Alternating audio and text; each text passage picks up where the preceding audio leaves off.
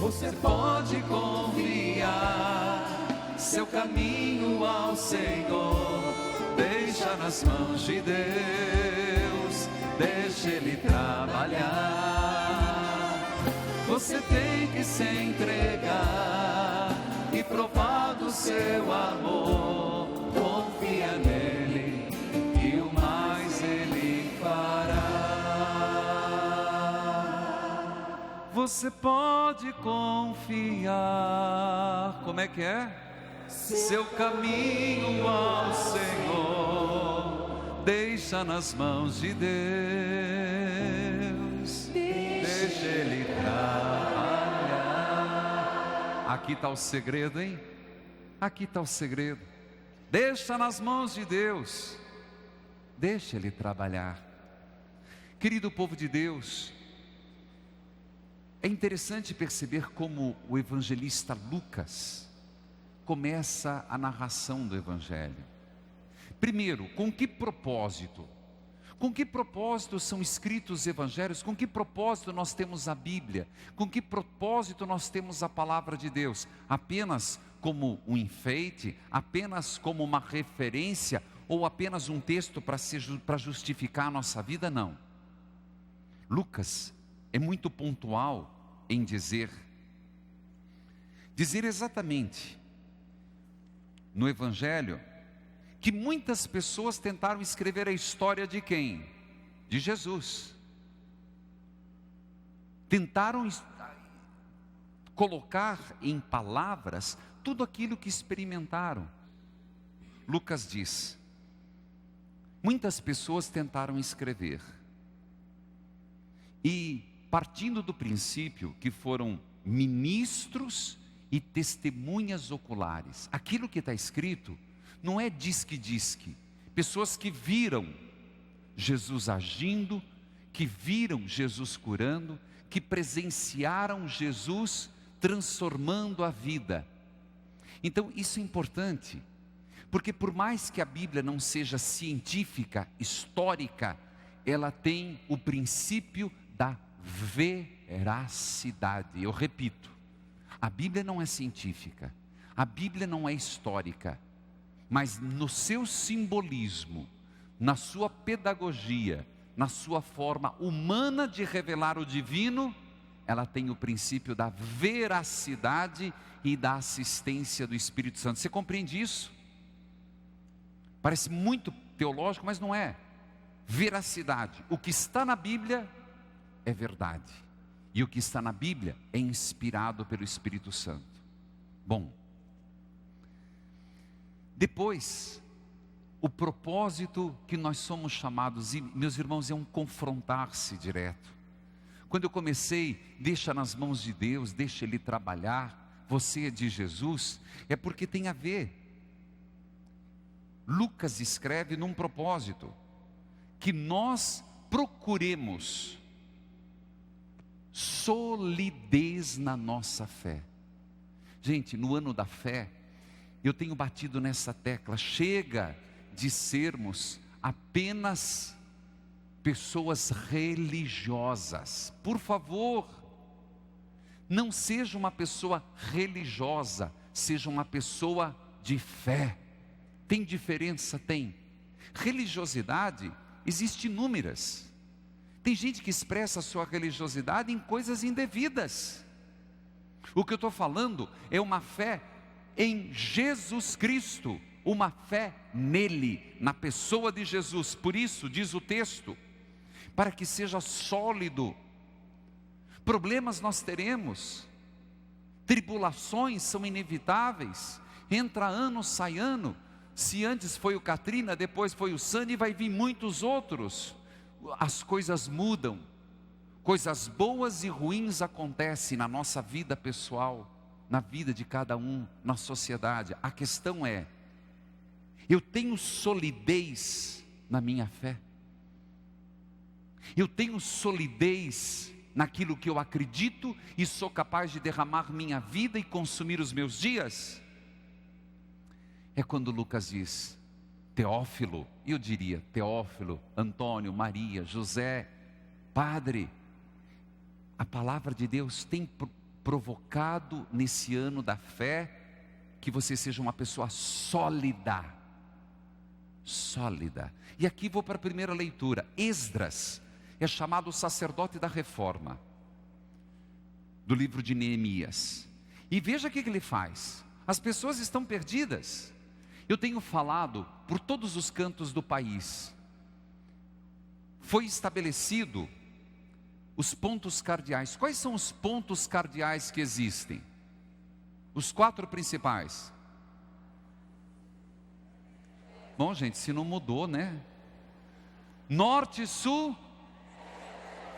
E eu pergunto, quais são os pontos cardeais da sociedade? Quais são os pontos cardeais da família? Quais são os pontos cardeais da minha vida? O que é meu norte, o que é o meu sul, o que é o meu leste, o meu oeste, nós não sabemos. Nós estamos perdidos num mar bravio, em contrariedades, em problemas seríssimos. O grande problema da juventude, da família e da sociedade é que nós não sabemos para onde ir. E aqui, a primeira leitura de Esdras é fantástica, é fabulosa, porque Esdras chama o povo e diz: vamos para a praça. E ele pega, o que ele faz? Fica fazendo sermão? Não, senhor. Ele pega a palavra de Deus e começa a ler. E lê o dia todo. E depois pergunta para o povo: e vocês querem fazer o quê? Você entende o que é saber o que Deus estabelece para nós como valor, como verdade, como referência? Eu me preocupo, meus irmãos, como formador de opinião, como sacerdote, e desafio qualquer um de vocês a tentar perguntar para as pessoas: quais são as balizas principais da sua vida? Quais são os pontos norteadores? As pessoas se perderam, infelizmente. Neemias relata que Esdras, o sacerdote, ele chama o povo e diz assim: vocês escutaram? Vocês estão cientes da vontade de Deus? Então agora eu vos digo, se vocês assumirem a palavra de Deus, parem de chorar, parem de se lamentar. Vocês não são um povo errante, vocês não são um povo de deprimidos, vocês não são bastardos, vocês são filhos de Deus. E termina com aquela frase fantástica: não fiquem tristes. Repito, não fiquem tristes, porque a alegria do Senhor será a vossa força. Eu quero que você repita, e eu agora vou mudar a palavra. Não fiquem tristes. Não fiquem tristes. Porque a alegria do Senhor, porque a alegria do Senhor é a nossa força. É a nossa força. Você compreende a que ponto nós chegamos? Eu tenho falado de tantas feridas profundas da alma, feridas da depressão, feridas da tristeza. Quem acompanhou pelo rádio, aquela mulher dizendo: padre, eu chorei muito, porque o Senhor, não sei em que música, colocou: chorar é um jeito humano de rezar. É verdade. Às vezes é preciso chorar, às vezes é preciso você se derramar na presença do Senhor, mas é preciso se levantar, é preciso se reerguer, é preciso entender que Deus é a nossa força, que Deus é o nosso sustento. Aqui Neemias, Esdras nos apresenta algo que Jesus completa. A partir do momento que eu sei o que quero, a partir do momento que eu restabeleça os pontos cardeais da minha vida, eu vou ficar com essa imagem porque é muito forte. Que eu saiba onde quero chegar. Traições, gente, sempre haverá. Desilusões, dissabores. Por isso, aquilo que foi prometido pelos sacerdotes se cumpre em Jesus Cristo. Lucas começa o seu evangelho, depois de fazer o preâmbulo, dizendo assim: E ele veio para a Galileia, foi em Nazaré, pegou o livro e leu o texto do profeta Isaías. Qual texto? O Espírito do Senhor está sobre mim. A alegria do Senhor é nossa força, porque o Espírito do Senhor está em Jesus Cristo e Jesus Cristo está por nós. Ele consagrou, Jesus é o consagrado. A saúde do Papa Bento XVI não anda aquelas coisas pela sua idade. Mas esse homem foi de uma felicidade tremenda quando estabeleceu o ano da fé.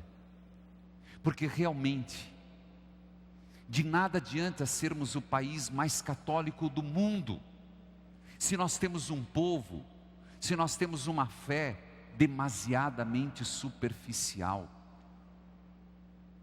Eu tenho às vezes causado polêmica, quando eu digo, não seja de tradição católica. Eu não quero pessoas de tradição católica. A igreja quer católico de fato, que encontra Jesus Cristo. E onde encontrar Jesus Cristo? No terreiro? Onde encontrar Jesus Cristo? Na vida sacramental. Porque Ele consagrou com unção. Ele nos chamou para anunciar a boa nova, para libertar os cativos. E você vai dizer, as pessoas não são mais, a lei da escravidão já foi abolida há tempo. Não estou falando dessa escravidão. O cativeiro continua, meus irmãos. O cativeiro continua. Quando aquela mulher pega o telefone e diz assim: padre, a mágoa que eu carrego me levou a estar numa máquina de hemodiálise. A mágoa do meu marido que me traiu e está com uma mulher 20 anos mais nova, eu não superei, e hoje eu estou numa máquina de hemodiálise. O que é isso se não é um cativeiro? Se não é uma cruz? Se não é uma corrente pesada que essa mulher está arrastando há anos? E foi quando eu disse: não engula, guspa. Veneno não se engole, se gospe. O que é libertar os cativos? É libertar tudo aquilo que me prende, que me faz escravo, que me faz refém, que me faz vítima, aquilo que me faz mal. E você ter coragem de dizer: porque eu creio no Senhor, eu sou capaz de passar, de superar, de perdoar, de me reerguer. Aí é preciso ter claro os pontos cardeais. Proclamar um ano de graça. Queridos filhos e filhas, a liturgia de hoje é para nós, primeiro, uma proclamação: a alegria do Senhor é nossa força. Depois, que essa profecia se manifesta em Jesus Cristo. Se você está sem trabalho, se você se sente sem amor, deixa nas mãos de Deus. Fica em pé e vai cantando comigo. Você está sem trabalho, sem dinheiro, fracassado, não desista, lembre das promessas, permaneça.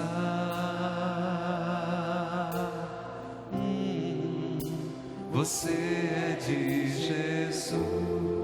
A parte que eu mais gosto, escute. Não se sinta rejeitado, excluído, mal amado. Faça a sua parte, vai dar certo. Vai dar certo. Obedeça.